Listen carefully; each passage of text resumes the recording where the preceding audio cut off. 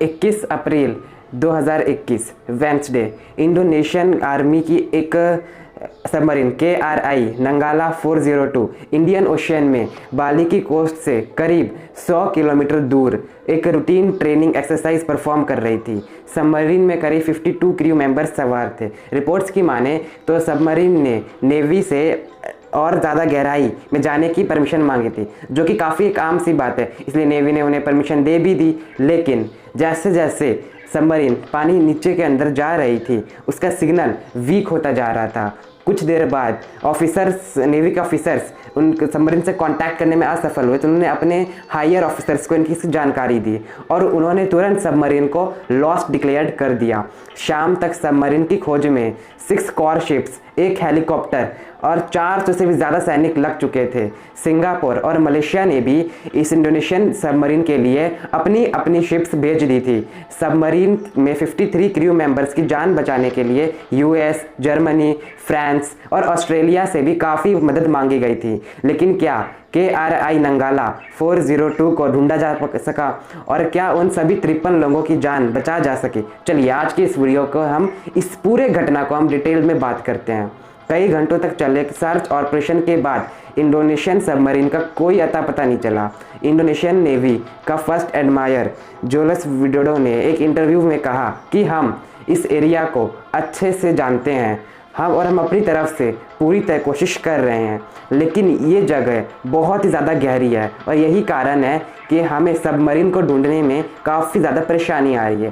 Thursday की सुबह तक नेवी ने एक और बयान जारी किया, जिनमें उन्होंने ये कहा कि जिस सबमरीन में वो 53 क्रू मेंबर सवार हैं, क्योंकि वो एक ट्रेनिंग सबमरीन थी, इसी वजह से उसमें अब केवल 72 घंटे के लिए ही ऑक्सीजन बची हुई है। यानी कि वो लोग सबमरीन के अंदर ज़्यादा से ज़्यादा 3 दिनों तक जिंदा रह सकते हैं और नेवी के उनके पास सिर्फ उतना ही वक्त है। अब नेवी ने ये भी बताया कि उन्हें के बाली के कोस्ट के पास एक जगह पर ऑयल स्पिल का एक सबूत देखने को मिला, मतलब वहाँ पर पानी के ऊपर टायर फैला हुआ है। अब हो सकता है कि ये ऑयल स्पिल वहाँ के गुजरते हुए किसी ऑयल टैंकर शिप में से हुआ हो और इस वजह से उसे सबमरीन का फ्यूल टैंक किस तरीके से डैमेज हो गया हो, और या फिर ऐसा भी हो सकता है कि ये सबमरीन के क्रू मेंबर्स द्वारा एक इमरजेंसी में द्वारा छोड़ा गया एक सिग्नल हो, क्योंकि ऑयल को चाहे कितना भी अंदर आप छोड़ दो, बिकॉज ऑफ इट्स डेंसिटी वो हमेशा पानी के ऊपर आके फ्लोट करने लग जाएगा। तो हो सकता है कि सबमरीन की क्रू ने एक सिग्नल के लिए इसका यूज़ किया हुआ। अब नेवी ने इन दोनों ही एस्पेक्ट्स पर विचार किया और तुरंत ही एक्शन लेना शुरू किया। हालांकि तमाम कोशिशों के बाद भी 3 दिनों के अंदर उस सबमरीन को नहीं ढूंढ पाया। अब इसी वजह से उन क्रू मेंबर्स के जिंदा रहने के चांसेस और भी कम हो गए थे। 25 अप्रैल 2021 संडे की सुबह को ये खबर आई कि नेवी को एक समुंदर में एक 800 मीटर नीचे एक कुछ ऐसे सिग्नल्स मिल रहे हैं जो बिल्कुल वैसे ही हैं जो उस सबमरीन से मिल रहे थे। तो फिर उन्होंने तुरंत उस सिग्नल पर एक सिंगापुर से लिया हुआ एक अंडर वाटर रेस्क्यू व्हीकल भेज दिया, जिससे विजुअल कंफर्मेशन यानी कि उसकी फ़ोटोज़ और वीडियोज़ लेकर ये कंफर्म किया कि जो वहाँ पर जो चीज़ है वो KRI नंगाला 402 का मलबा है। समुंदर में 800 मीटर नीचे सबमरीन के 3 टुकड़े हो चुके थे। उसका हल अलग हो गया था, स्टर्न अलग हो चुका था और उसकी जो मेन बॉडी थी उसमें भी काफ़ी ज़्यादा क्रैक्स आ चुके थे।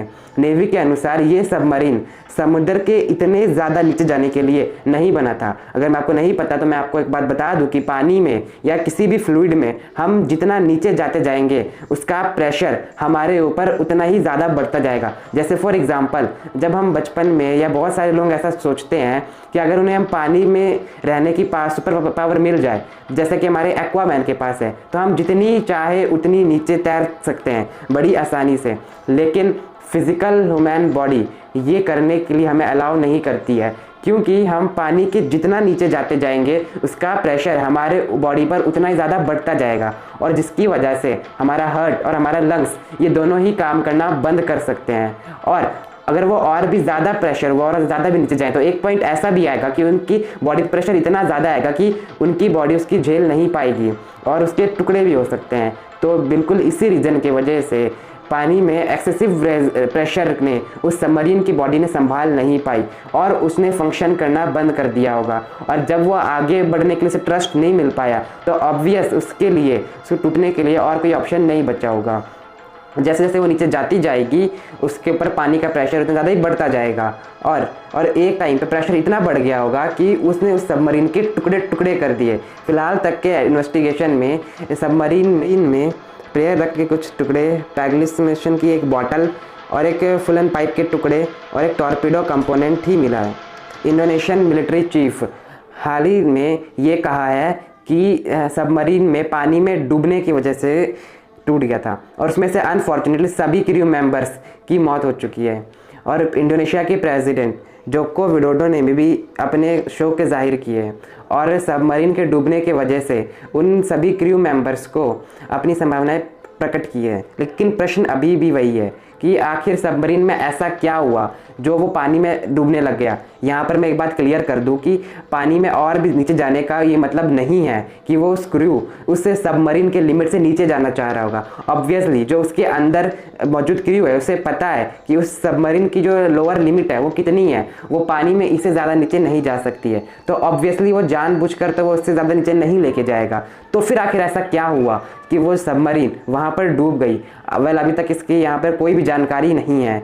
सब सिर्फ अंदाज़ा ही लगा सकते हैं कि वो शायद उस ऑयल स्पिल के वजह से हुआ हो, जिसकी वजह से फ्यूल टैंक डैमेज हो गया हो, या फिर उसके अंदर कोई और टेक्निकल इशू आ गई हो।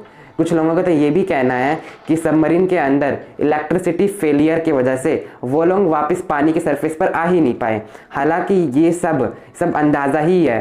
वैसे आप इस बारे में क्या सोचते हो हमें नीचे कमेंट करके ज़रूर बताना। अगर आपको वीडियो पसंद आई तो वीडियो को लाइक कर देना, चैनल पर नए हो तो सब्सक्राइब करके बगल में बेल आइकन को भी ऑल नोटिफिकेशन पर ऑन कर देना, जिससे कि हम ऐसे ही और इंटरेस्टिंग वीडियोज़ आपके लिए लाते रहते हैं। जब तक के लिए बाय, मिलते हैं अगले वीडियो में।